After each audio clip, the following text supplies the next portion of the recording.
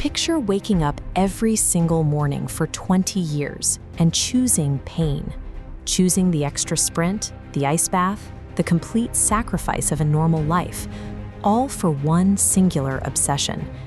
That obsession built a resume that breaks the math of the sport.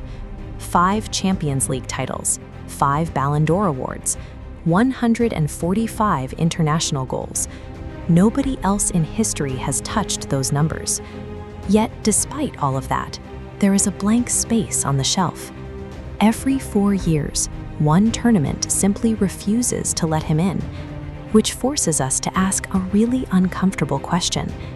If you dedicate your entire existence to perfecting a craft and you conquer absolutely everything else, does the universe actually owe you the final prize? To understand the weight of that question, you have to look at where he started. A tiny island in the middle of the Atlantic called Madeira. No major academies, no wealth, no geographic advantage.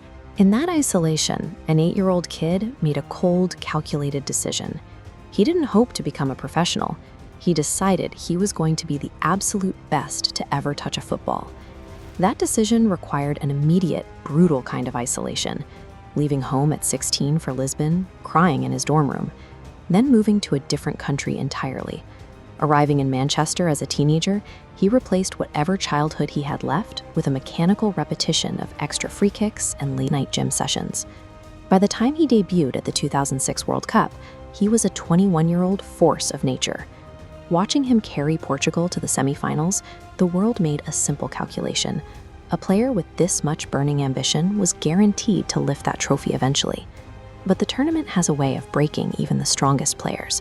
By 2010 in South Africa, he was the most expensive player on earth. Opposing teams knew it, surrounded him, and completely neutralized him in the last 16. 4 years later, it wasn't the opponents that broke him, it was his own body. In Brazil, he played through a severe knee injury, visibly limping, completely powerless to stop Germany from dismantling his team 4-0 in the group stage. Imagine the psychological weight of that.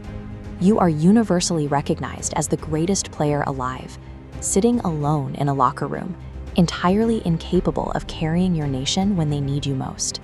The isolation is absolute. Any rational athlete would have walked away to protect their perfect club legacy. They would say they had done enough. He refused. He kept returning, taking the physical damage and the public failures, because his brain physically cannot process the concept of enough. That refusal to accept defeat peaked in Russia, 2018, group stage against Spain. The tournament favorites are up 3-2. The clock hits 88 minutes and the game is mathematically sling away. The game is not stopped. The tournament is now publicly over. Standing over a free kick in the 88th minute, he whipped the ball around a 5-man wall to secure a hat trick. It was a clinical, violent rejection of losing. This chart maps his 145 international goals and 226 caps against history. The gap is massive. At 41, his sprint speed hit 33.71 kilometers per hour. That endurance translates to 6 consecutive World Cups, 20 unbroken years. Even Messi missed one. Ronaldo never did. When you stack 20 years of this impossible math together, it creates a powerful illusion. It makes you feel like the universe has to reward this level of sheer will. But here is the cruelest reality of the sport. The pitch does not care about your math, your effort, or your sacrifices. Trophies are not awarded on merit. In 2022, Portugal was eliminated by Morocco. A single bad 90 minutes wiped out 4 years of preparation. The game is chaotic, random, and entirely blind to a player's legacy. We saw the flip side of that exact chaos with his greatest rival. When Lionel Messi finally won the World Cup in 2022, it wasn't easy. It came after a decade of agonizing near misses and international heartbreak. That history of suffering is exactly why Messi's victory felt so massive. The years of failure acted as an emotional amplifier, injecting the final win with a profound historical weight that a smooth, easy path could never generate. There is a very real possibility that the most prolific individual journey in history ends here, perfectly executed in every detail, but missing the one achievement that was supposed to validate it. We are conditioned to view that as a failure, a ruined legacy.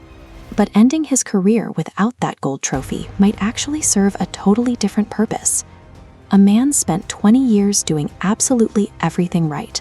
He trained harder, ran faster, and scored more than any human being who has ever lived.